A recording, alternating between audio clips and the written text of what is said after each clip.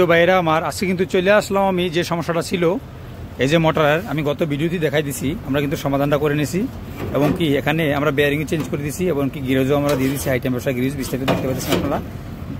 এখন আমরা নাটগুলো করে দিয়েছি খুব সুন্দরভাবে। এই যে চারটা ওয়্যারের একটা নিউট্রাল এবং কি একটা ফেস আর এই যে একটা দুইটা ক্যাপাসিটার এবং কি অ্যালোগ্রিন আমরা বডিতে দিয়ে দিয়েছি। এখন আমরা এখানে ফিটিং করবো এটা যেটা আমরা সেম উপরে আছে উপরে সেম পজিশনে আমরা যেটা আছে এটা এখানে করবো। তারপর আমরা এখানে সার্কিটে ওয়ারিংটা করবো, বিস্তারিত আলোচনা করবো ইনশাল্লাহ আজকে। তো পাশে থাকুন ইনশাল্লাহ। অবশেষে দেখেন এই যে মোটরটা কিন্তু আমরা ফিটিং কিন্তু করে নিলাম আর এখানে আমরা এখন কানেকশন দিব। আমরা কিন্তু জানি আলহামদুলিল্লাহ এটা দেখছি কয়েল ভালো, আমরা চেক দিনে আর আমারও বলছিল চেক দিনেই।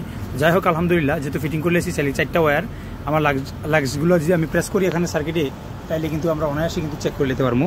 তো আমরা কানেকশন দিয়ে এটা আমরা ফিটিং করার আগে ফ্যানের যে লিফটটা এই যে লিফটটা আছে এই যে আমার হাতে এখানে যে লিফটটা এই লিফটটা লাগানোর আগে আমরা চেক দিয়ে নিব একবার আমরা মোটরটা ঠিক আছে কিনা, কারণ হিটার তো হয়েছে আশা আছে আমার কয়েল ভালো আছে। তার মধ্যে তারপরে আমরা লিফটটা লাগানোর পরে আমরা চেকনাট লাগাই দিব আর এর আগে আমরা অবশ্যই এটা সেফটি পিন আমরা ইউজ করবো, কারণ না হয় এটা চলতে চলতে কিন্তু এটা লিফটটা বাইরে আসার সম্ভাবনা থাকবো। তো অবশ্যই আমরা আগে এটা আমরা এখন দুইটা ক্যাপাসিটার একটা নিউট্রাল একটা ফেস কানেকশন করে দিব সার্কিটে। এই সার্কিটে দেওয়ার পরে দেখেন এখানে আমরা ক্যাপাসিটার কানেকশন এই যে এখানে আমরা ক্যাপাসিটার কানেকশন দেবো আর এখানে আমাদের নিউট্রাল এবং কি ফেস এখানে এটা হলো নিউট্রাল আর এটা হলো ফেস। আমরা এই যে এখানে উপরে দেখতে পাচ্ছেন আপনারা এটা হলো নিউট্রাল কমন এখানে উপরে আর এটা হলো নিচে হলো ফেস। তো আমরা এখানে ফেস দিব একটা, নিউট্রাল দিব একটা আর ক্যাপাসিটারে দেবো দুইটা, দুই প্রান্তে দুইটা বাস। তারপরে আমরা আপনার দেখতে পারবো যেটা আলহামদুলিল্লাহ রানিং আছে কিনা ইনশাল্লাহ। আলহামদুলিল্লাহ 99% ইনশাল্লাহ ভালো হইব। তো আমরা কানেকশন দিতেছি সঙ্গে। আমার মনে করেন যে আমি চারটা কালার কোড খুলে নিচ্ছি, ফটো রাখি নাই বা খেয়ালও করি নাই। তারপর সেই চারটা ওয়্যার আমরা কীভাবে লাগাবো, একটা নিউট্রাল একটা ফেস তারপরে দুইটা ক্যাপাসিটার ওয়্যার কীভাবে লাগাবো। তো সেম দেবে দেখেন আমরা এটা ফ্যানের ওয়্যার কিন্তু আমরা খুলি নাই, এটা ফ্যানটা ওয়্যার আসছে এখান থেকে পাঁচটা ওয়্যার, একটা অ্যালোগ্রিন একটা রেড একটা ওয়াই আর একটা হোয়াইট আর একটা হলো ব্লু। তো এটা আমরা যদি ফলো আপ করি অনায়াসে আমরা কী করতে পারি। এটাও কিন্তু সেম দেখেন চারটা ওয়্যার আর এখানে নিচে হলো অ্যালোগ্রিনটা আমার কাটা আছে, দেখেন অ্যালোগ্রিনটা কাটা আছে এই যে অ্যালোগ্রিনটা আমরা এখানে লাগাবো।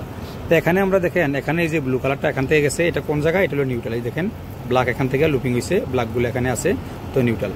তো আরেকটা এখান থেকে আমরা গেছে এই যে হোয়াইট এখান থেকে গেছে দেখেন এখানে যদিও ফেস কোনো ওয়ারিং কিন্তু আমরা হোয়াইট কালার নিউট্রাল দিয়ে থাকে, হোয়াইট কালার নিউট্রাল দিয়ে। আচ্ছা যাও যেটা ওয়ারিং। তো এখানে দেখেন এই যে ব্লু কালারটা আমার এখানে নিউট্রাল গেছে আর হোয়াইট কালারটা এখান থেকে আমার ফেস গেছে। আর এখানে দেখুন উপরে দেখেন সেম দুইটা ফ্যানের জন্য দুইটা ক্যাপাসিটার আছে, একটা ক্যাপাসিটার ওয়্যার কিন্তু আমরা খুলি নেই।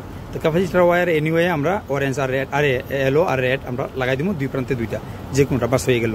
রেড আর এলো আমার চলে আসবো ক্যাপাসিটারে আর হোয়াইট চলে আসবো এখানে আর ব্লু চলে আসবো এখানে। তো তেমনিভাবে এখন বর্তমানে সকলের সাথে মোবাইল থাকে, যে কোনো কালার কোড হয়তো রাইটিং করে রাখবেন বা বডিতে মার্কিং দিবেন বা আপনার মোবাইলে রাখবেন বা এখানে যদি কালার কোড থাকে। আর যদি আমরা যে টেকনিশিয়ান বাইরে দেখি যে সচরাচর যে কানুন বা রুল রেগুলেশন থাকে বা অনেক কোম্পানি কিন্তু অনেক ভিন্ন ওয়ারিং করে থাকে। এই জন্য আমি মনে করি সবচেয়ে বেস্ট আপনি বিভ্রান্ত না হইয়া রাইটিং করে নেবেন, ফটো তুলে নেবেন বা মার্ক করে দিবেন, এটাই সবচেয়ে বেস্ট মার্কের জন্য। কারণ এক কোম্পানি এক অন্য মানে ভিন্ন কালার কোড আপনার দিয়ে থাকে। আচ্ছা যাই ঠিক আছে ইনশাল্লাহ আমরা এখন কানেকশন করবো। তারপর আমরা ফ্যানটা যে আমরা এই যে মোটরটা যে আমরা লাগাইলাম আমরা যে বেয়ারিং চেঞ্জ করলাম এবং কি কয়েলটা হিট হয়ে গেলো আমরা দেখবো চলতেছে কিনা ইনশাল্লাহ। এখন আমরা কানেকশন করে আমরা রানিং করবো, সঙ্গে থাকুন। তো দেখেন আমরা নিউট্রালে প্রেস করে দিলাম আর হচ্ছে হোয়াইট যেটা হোয়াইটটা আমরা আবার এখানে প্রেস করে দিব, একটু ক্লিপগুলো একটু প্রেস করে দিবেন যাতে টাইট করে লাগে।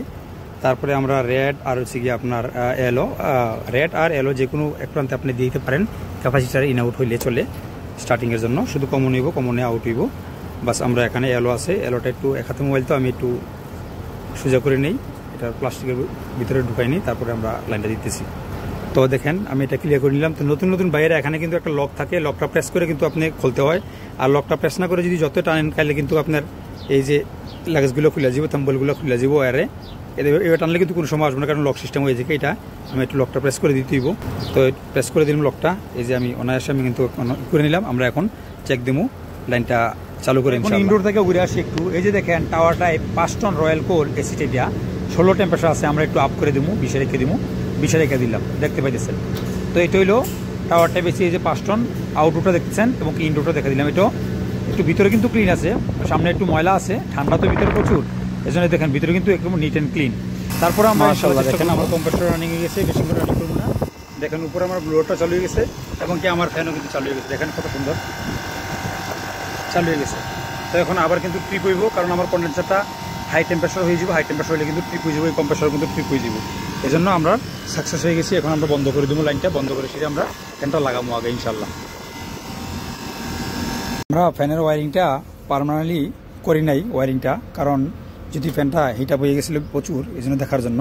এখন আমরা কানেকশনগুলো আমরা রিমুভ করে দেবো, এখান থেকে রিমুভ করে দিয়ে সুন্দর করে ড্রেসিং করে, এখানে যে এই যে একটা টিউব আছে যেটা সুন্দর করে দেখেন কত সুন্দর করে ড্রেসিং করে ভিতর দিয়ে গেছে, এই যে ওয়্যারটা সেম এই যে এখানে, তো সেম আমরা এখান থেকে এটার ভিতর দিয়ে জায়গা আছে এখান থেকে নিবো। এখানে আবার ক্লিপ আছে, এই যে ক্লিপ, এখানেও ক্লিপ আছে, এই যে এখানেও ক্লিপ আছে, দেখেন এই যে ক্লিপ আছে, এই ক্লিপটার ভিতর দিয়ে নিয়ে আমরা সুন্দর করে, এখানে হোল আছে, হোলটার ভিতর দিয়ে না সেম এটা যে পজিশনে আছে এখান থেকে ক্লিপ মারে, এই যে এখানে সামনে ক্লিপ আছে, এই যে এখানে ক্লিপ মারে আমরা এখানে কানেকশন করে দেবো ইনশাল্লাহ, পার্মানেন্টলি কানেকশন করে দেবো। কারণ আমার মোটর আলহামদুলিল্লাহ ভালো আছে, কোনো সমস্যা হয় না ইনশাআল্লাহ। পাশে তখন অবশেষে দিলাম আমরা ফ্যানটা লাগাইয়া, দেখছেন একদম কত ফ্রি হয়ে গেছে, এখন উপরটা থেকে আরও ফ্রি হয়ে গেছে, খেয়াল করে দেখেন।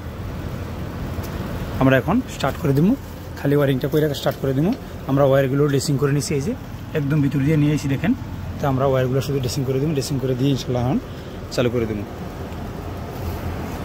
আমরা দ্বিতীয়বার ওয়্যারগুলো কিন্তু দিয়ে দিলাম। দেখেন এখানে একটা সেন্সর খোলা আছে, এই যে সেন্সরটা দেখেন, এই সেন্সরটা থাকবে আমার ডিসচার্জ লাইনে, ঠিক আছে। এটা হলো কয়েল সেন্সরের মতো সেম, এটা আপনার এই যে এখানে এই জায়গায় থাকবে, যে এটা হলো আমার সেকশন লাইন মোটরটা, এটা হলো মোটরটা আমার সেকশন লাইন, এটা কম্প্রেসারটা কিন্তু চেঞ্জ হয়েছে আরও আগে, এটা মোটরটা, আর এটা হলো আমার ডিসচার্জ লাইন, এটা হলো ডিসচার্জ লাইন। দেখেন এটা হলো হাই টেম্পারেচার সুইচ, আর এটা হলো আমাদের লো টেম্পারেচার সুইচ, ঠিক আছে। কালার কোডও কিন্তু এখানে আছে। এই যে আমরা এটা এখানে থাকবো, এটা যদি আপনার হাই টেম্পারেচার হয়ে যায়, আপনার এটা যদি অতিরিক্ত গরম হয়ে যায়, এটা মনে করেন যে ডিটেক্ট করবো এই সেন্সরটা, তারপরে এই সার্কিটের সিগন্যাল দিব, সিগন্যাল দেওয়ার পরে অটোমেটিকলি কিন্তু আমার লাইনটারে এই যে কন্ডাক্টারে এখানে এই যে A1 এবং K2 আছে নিচে, এখানে লাইনটা কিন্তু ডিসকানেক্ট করে দেবে এখান থেকে। তাহলে আমার আউটডোর ইউনিটটা একদম সেফ থাকবো, কম্প্রেসার এবং কি ফ্যান চলবো না, নর্মাল অবস্থা চলবো। আলহামদুলিল্লাহ অবশেষে দেখেন আমি উপরে কিন্তু কাভারটা লাগাই নিছি, নিচেরটা লাগাই নেই, কাভারটা লাগাই দিব। দেখেন এখন কিন্তু সুন্দর গরম হাওয়া কিন্তু আমার বাইরে যাচ্ছে দুটোটা একাধিকভাবে। এখন কিন্তু আমার কম্প্রেসার ট্রিপ হইব না। কম্প্রেসার ট্রিপ কেন হয় বুঝছেন তো? কারণ আমার এই যে কন্ডেন্সার, যেটা ডিসচার্জ লাইন, কন্ডেন্সার থেকে যেটা হাই টেম্পারেচার হয়ে যায়, পর্যাপ্ত পরিমাণ গরম হাওয়াটা যদি না বের করতে পারে, এটা কিন্তু তাহলে কিন্তু হাই টেম্পারেচার হয়ে যায়। এই যে আমার ডিসচার্জ লাইনটা, আর এখানে কিন্তু একটা সেন্সর আছে, দেখেন এই সেন্সরটা মূলত কাজটা করে যখন আপনার রেডিও সেফটি ডিভাইস ধরতে গেলে বলতে পারেন, যেমন এখানে লো প্রেশার সুইচ আছে, এই যে লো প্রেশার সুইচ, এইটা আপনার থার্মোস্ট্যাট থেকে স্টার্টিং হয়, আর এখানে আসবো, এখান থেকে আবার চলে যাবো এই যে আপনার হাই প্রেশার সুইচের থেকে আমার অটো কন্ট্রোলার দেবো।